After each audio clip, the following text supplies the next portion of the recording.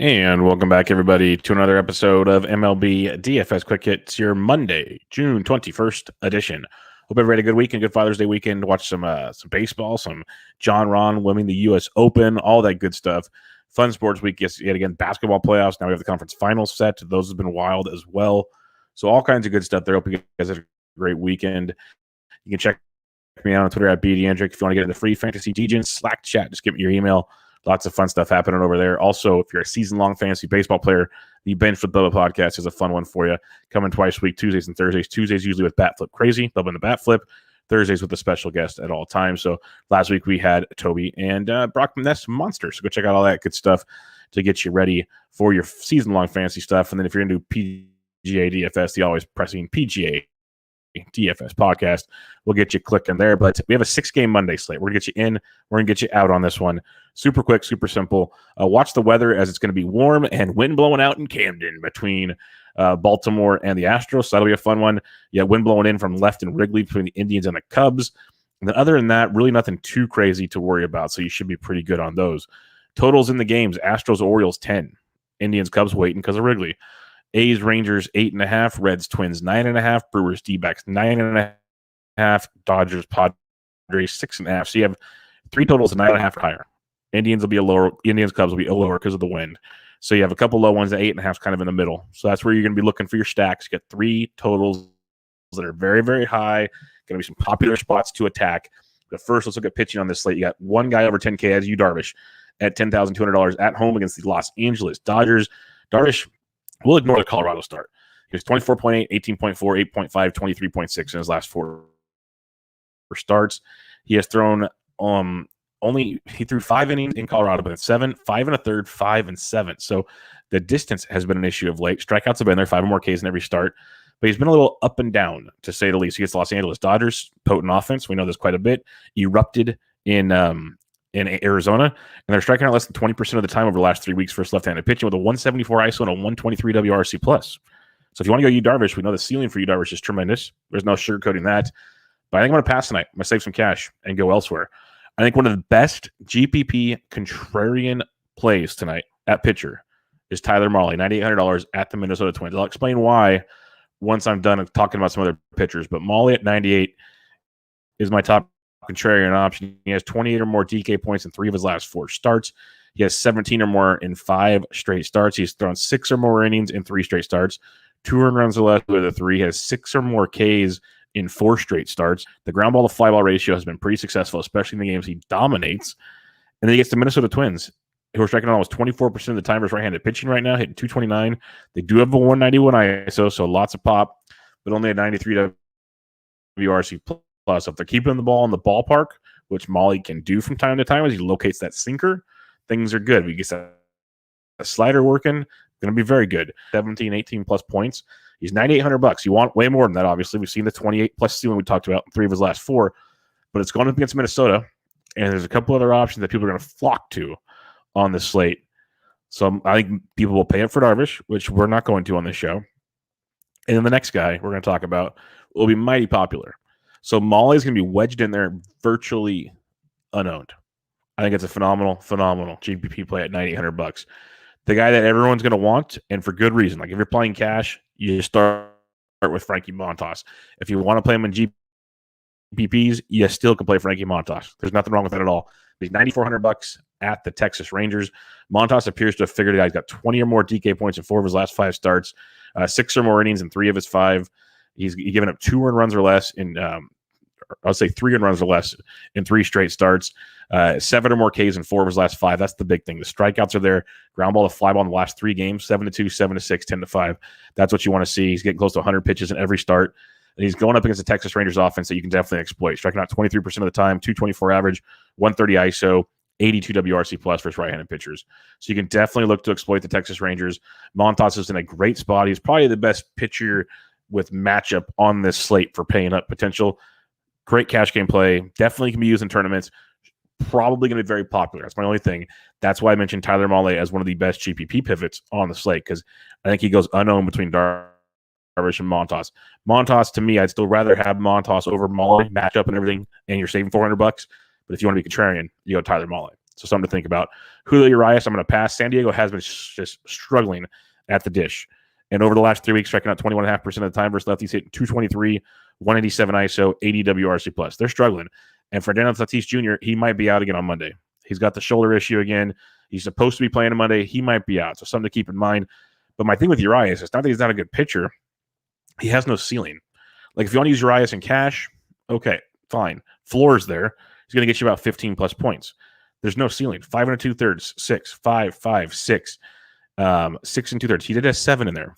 Earlier he was doing good, but those 7 innings games, no more than 90 pitches still. He threw 96 pitches in his last outing for 5 2/3 innings. He limits the damage. I'll give him that. He's got 5 strikeouts in 4 straight starts, so not a huge strikeout upside guy, but they're there. It's just there's no ceiling right now with Montas. He's like one massive game. The rest are they're good. They're really good, but not $9,100 good. I'd rather have Montas. I'd rather have Molly for $700 more. Because I know at least Molly is going to go 100 pitches or so. He's going to go 6+ innings if he's on. Where Urias, we just don't know. They're going to limit him. So if you want to go Urias, you can. I'd prefer him in cash, like a Montas Urias combo in cash. It gives you a very good floor. I just don't know if Urias gives you the ceiling he can give you. So that's where I'm at on those guys. Like I want Montas, I want Molly in this 9K and above range. Adbert Alzolay coming off the IL. He had the blister issue. He's supposed to be good to go through a bullpen session. Everything's good. He was outstanding prior to that injury, 20 or more DK points in it. He basically has the same ceiling, actually maybe a higher ceiling than Urias for 200 less in a much better pitching environment against the Cleveland Indians, a much worse offense. He's been no-hit twice. But I'll give Cleveland this much. They're striking out 20% of the time of late. 282 average, 163 ISO, 113 WRC plus. So their bats are waking up a little bit. Still the Cleveland Indians, still Adbert Alzolay, who we've seen be very, very good. If he's good to go, if all reports say, hey, he can go back to throwing full go like he was before the blister, I like him a lot at $8,800 in this matchup. Something we'll have to monitor. Other than that, I'm not going Savali. We talked about on the show. He's either all or nothing. The Cubs offense has been cold. I'll agree with you there. It's been very, very cold. But still, they're striking out 28% of the time over the last 3 weeks, hitting 188, but they do have a 237 ISO and an 85 WRC plus. So it's home runs or strikeouts pretty much for the Cubs, first right-handed pitching. So if you want to go Molly at 85, he's in play in tournaments. I would not use him in cash because it is literally all or nothing with him. 2.7, 42, 13, 0.9, 27, 28, 12, 23, 4. Like it is all or nothing with Savali. Massive pitch to contact when he's not striking guys out. His last few games, 2Ks, 11, 4, 1. That's not going to cut it. So he's $8,500 in a tournament. If you want to go to Savali and hope the Cubs stay ice cold and the wind helps you out, sure. I'm going to pass. You can go Kyle Gibson if you want. Hope he gets you 12, 13 plus points. A's offense is very, very hot. I'll say that much. Striking out 20.6% of the time, hitting 271 with a 189 ISO and a 127 WRC plus for trying to pitching over the last 3 weeks. That is outstanding. They're swinging it really, really well. Kyle Gibson's the only cheap guy I like, though. So if you want to go there, great. Otherwise, you pay up and we get some cheap bats. So again, Tyler Mahle, phenomenal GPP play. Montas, GPP and cash, top play on the slate, most likely, best matchup, etc. Urias is good in cash. Alzolay is very, very intriguing in GPPs, and so is Savali. Like I could see a Tyler Mahle, Alzolay 1-2 punch being super unique. I feel like I want to have some Montas for sure, but that's one way to differentiate things for sure. All right, let's go to the bats on this 6-game slate. Catcher's position. There's going to be tons of offense like we talked about. You could go to Omar Baez at 44, but we'll save some cash. We'll target some of the big dogs here in this one. You got the likes of Stevenson versus Happ at 37. Nice right-handed back there from Stevenson. He's hit in the middle of that order for Cincinnati versus the lefty. He's $3,700. Ryan Jeffers versus Mahle, probably not going there tonight. But farther down, Pedro Severino went deep on Sunday. He's $2,800 versus Odorizzi. Martin Maldonado is 27 versus Aiken. That's another nice value for you. So a couple to look at there in the Severino and Maldonado side of things for uber cheap at catcher. Otherwise, you can pay up for the Stevensons of the world. If you really want to pay up, Sean Murphy's $3,300. Not expensive, really great. So he's been crushing baseballs. It's Kyle Gibson though. Like I respect Gibson. I think Oakland can be super contrarian if you want to try to go that route. First base position, you got Matt Olson, who's homered in every game in Yankee Stadium the last couple days. He has 13 or more. No, he didn't homer on Saturday. My bad. He homered on Friday and Sunday. He has 13 or more DK points in 4 straight starts. The dude is just mashing everything under the sun right now. He's 57 versus Gibson if you want to do it. I'm not going to hate it. If you want it, go for it. But I respect Gibson enough to not go crazy. You got Mancini, who double-donged on Sunday, $5,200. Really nice spot there. But Gurriel versus a lefty in a great hitter's environment at 47. Sign me up on that one. I don't mind Joey Votto versus Happ because I think Cincinnati's a great stack, and Votto will make you different in that stack because most will go to the right-handed bats versus Happ. Happ's just bad, period. He shouldn't go deep in the game. Votto at 45 would be a contrarian piece of that stack. You got Ryan Mountcastle, first base outfield eligible at 41. He triple-donged on Saturday, so that was nice. You mentioned Stevenson earlier. You can get cheaper, though. If you want to go after Brett Anderson, who he cucked us all on his last start. 32 DK points against the Reds, but he's not good. So you can go Christian Walker at 36 if you want to be super contrarian. I do like some D-backs tonight. I'm not sure Walker's my guy, as he has not woke up since getting his injuries, but not a lot of other value below Walker if you're looking for some at $3,600. Like pretty much Mountcastle at 41, and then you go up at the first base position is where I'm kind of circling the wagons right now. I'll get back to your pitchers at the end. I'll recap them. Yes, I did talk about tournament pitchers, but I'll recap those for you at the end. Second base position, you got Altuve at 55, hitting everything, gets a lefty, great environment, phenomenal play. Like there's no sugar. There's a reason he's the top price second baseman. $5,500. It's really, really an elite play in that matchup. He should have a monster game. Jonathan India at 5K leading off. He's priced up. He's quieted down a little bit after that red hot start that he had once he started leading off. Still been productive. Still putting up double digits almost every other day. So 5K if you're stacking up Cincy, you can definitely put some India in your life. But like Colton Wong back from the IL, he's 47. Had a big Saturday and Sunday in Coors. So Colton Wong at 47. Looks good. Luis Urias is swinging a really good bat. He's second base, third base at 43. If you want to save some cash on Colton Wong, but still get some Milwaukee exposure, that's a cheap way to do it at second base. Other than that, though, Tony Kemp, I just keep playing him. He's up to 31 now. He's not $2,800 anymore. Second base outfield eligible against Kyle Gibson. Really good value in that matchup.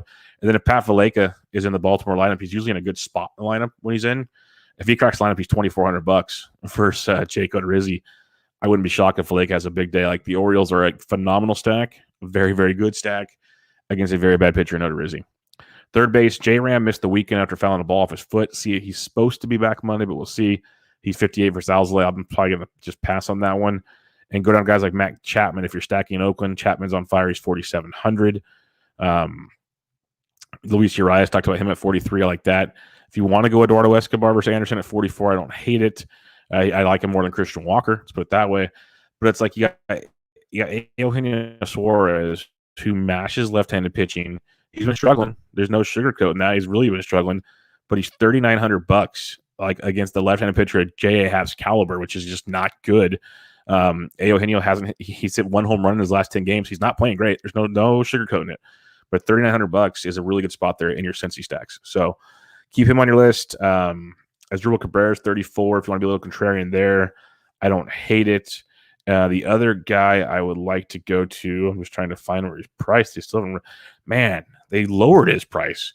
Abraham Toro's $2,100 versus the lefty Aiken. He should be in every cash lineup you have just for the value alone. Since he started for the injured Alex Bregman, 2 for 4 with 2 runs and a home run, 30 points. 1 for 2 with a walk, 5 points, which is fine at his price point. And then on Sunday, he went 4 for 5 with a run, a ribby, and 16 points. He's hitting. He's in a very, very potent lineup. A potent lineup that should probably have a team total 5 to 6, somewhere in there on Monday. So Abraham Toro is only $2,100. He's a cash game lock, and he's a phenomenal play, period, like on this slate. So that's a massive value if you want to go there. Shortstop position, Tatis injured his shoulder. He's supposed to be back on Monday as well. I'm going to pass, but if you want to get really contrarian at 54, you can. Correa at 48, great spot versus Aiken. If you are fading Tyler Mahle, Jorge Polanco is 4,600. But similar to Urias at second base, third base for Milwaukee, Willie Adames has been just crushing it since coming over to Milwaukee. Had a big weekend in Coors. He's $4,300. He's a nice value. If you're fading Brett Anderson, Josh Rojas at 41 is a good one. Gavin Lux at 39 versus Darvish. But you got Freddie Galvis, another Oriole, only 3,600 versus Odorizzi. He's someone who can get super, super cheap in that matchup. He'd be a good cash game value as well. Because there's really no punts at the shortstop position. The best punt so far is Toro by far. That's like the the big punt on this one, but you're probably paying up at shortstop this evening. Outfield position, we'll have all kinds of fun here. You got Winker versus lefty, not ideal, but you can use them at 56. You got Jordan Alvarez at 5K, but Ketel Marte at 49 is a very good one versus Brett Anderson if you're looking for that Arizona action. Buxton returned. He went deep on Sunday, so that's nice to have Byron Buxton back in our lives.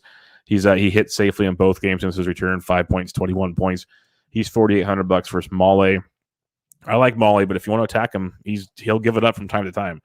Minnesota's been cold, but if you want to go with the contrarian Minnesota stack, you can definitely go there. Mark Kahn has been very, very good. He's 47 versus Gibson, but Cedric Mullins only $4,600. Phenomenal spot, monster weekend, double donged on Friday and Saturday. He's $4,600 versus Odorizzi leading off. You definitely want to go there. Castellanos only 45 versus lefty. Yes, please. If you are stacking Milwaukee, Avis Garcia is only 44. Someone to also keep on. Ramon Laureano's back. He's 44 versus Gibson. So some nice values there, but 45 for Casti and 46 for Mullins. Outstanding price points. Mountcastle at 41. Talked about him earlier. Keep an eye on Kyle Tucker. He's been out on the COVID IL. He's been working out Saturday and Sunday, so he should be back hopefully any day now. So if you can get a 4K Tucker in Baltimore, I like that quite a bit. You got Michael Brantley at 39. It's another nice value, though, for the Houston Astros. Alex Kirilloff's 37 versus Mahle. If you need to get a little weird there, don't completely hate it. Will Myers is a nice contrarian play versus Urias at 36. Myers mashes left-handed pitching. Then there won't be much Padres ownership on this slate versus Urias. I'm not going to full stack them, but if you want to be contrarian, like a one-off and get some value out of it, Will Myers is 36, and we know he can give you a double dong, which he did, I believe, on Friday night. So something to keep in mind there. You got Santander at 33 against Odorizzi as a value play. Chas McCormick, if he's in the Houston lineup, he's only 31 versus Aiken. That's a nice power play. Mentioned Tony Kemp at 31 earlier. Harold Ramirez double donged on Saturday. He's 3K as a value. Austin Hayes is 3K as a value as well. So lots of nice value coming out here. Hayes off the IL. He's gone over. He went over on Sunday. Didn't start on Saturday. Prior to that, though, 15 and 14 points. So he's slowly getting it going since coming off the IL. He's $3,000. Trevor Larnach's been hitting third, even with Buxton and Kepler back. So he's 29 against Mahle. I mentioned Kepler's back. He's 29. Luis Arias, second base outfield eligible, has been kind of hitting the top of Minnesota's lineup also. He's 29. So you got three twins at $2,900 if you want to attack Mahle and get some value. And again, not must plays, but they're there for value if you're looking for them. Same with Jackie Bradley Jr. It's not like he's only a GPP play, and only if you want a massively weird Milwaukee stack. He's $2,700 if you need that guy. But Miles Straw at 26, it's the Houston value. We talked about it the last like 3 or 4 days on this show. You got Toro at 21. You got McCormick at 31. You got Miles Straw at 26. You got Maldonado at 27. You can wrap that around with Altuve at 55, and it's no big deal. Like, you can really be different by not taking all the big pieces of Houston. You can go literally Toro, Straw, Maldonado, and Altuve and be just fine. If you want to throw Brantley in there, you can do that. He's not that expensive at 39. So you can get a big piece of Houston and not be completely chalky either. DJ Stewart's $2,600. Good tournament play versus Odorizzi if he's in the lineup. A guy to keep an eye on there. I got Josh Reddick. It is Josh Reddick at 24 versus Anderson. That's one to look at. Bradley Zimmer's been slowly hitting $2,100. Not running to play that by any means, but could be like a super punt if you needed it. And that's about it in the outfield that I'm seeing on this one. And I guess Celestini's gone too. All right, recapping your pitching real quick on this one. Again, you Darvish, pass. I'm going to pass on that one. Your top tournament play to be super contrarian is Tyler Mahle at $9,800. I love that a lot because everyone's going to want Darvish or they're going to want Montas. Montas is the best play at $9,400. He's a cash game lock. He's a great tournament play. Like, if you want to go Mahle Montas, totally fine with that. I think Montas is great. I think Mahle is a great pivot off of all of that. Urias is cash game only because he just doesn't have the ceiling for me. If he puts the ceiling up, so be it. You'll win your cash games. I just don't see it in tournaments. I'd rather have Owsley in tournaments for $200 less and roll the dice with Owsley in a better environment against a better team to pitch against than Urias. I take Owsley over Urias on Monday night. Other than that, if you want to punt Gibson, you can. That's an angle. Question from the chat here. Cartoons and Cereal asks, Baltimore bottom 3 versus righties, though. They have struggled. Let me check for you here. They're hitting 249 with a 186 ISO and a 105 WRC plus versus righties for the last 3 weeks. That's pretty good. It's above average. They're hitting very good for trying to pitching. You got Mullins. You got Mullins double dong 2 days in a row. Mountcastle had 3 dongs on Saturday. Mancini double donged on Sunday. So these boys they're heating up. Plus Camden is live right now. Wind blowing out. It's going to be 90 degrees at first pitch. Ball's going to be flying out of there. Total of 10 in that game. Baltimore's very, very good. So you got your pitchers that we like on this one. Stack-wise, you want to game stack Houston and Baltimore.